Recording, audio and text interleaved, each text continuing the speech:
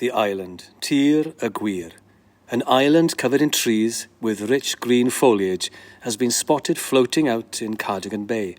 The huge trees covering its surface have a strange appearance, their foliage seemingly patterned with geometric shapes, curiously incandescent, almost fluorescent, as if from the future, or as if a part of Bedwyr Williams's Artist Mundi piece, Tyrai Mawr, has broken off and is adrift. Though it also possesses an ancient quality, shrouded in a ghostly presence of the past. Its materials both convey deep time as well as forecasting what lies ahead. Since its discovery in the early hours, the island has stopped drifting and seems anchored as though waiting, watching. It is 7 miles away from the shore. The roaming terrain is called Tir y Gwir, land of truth.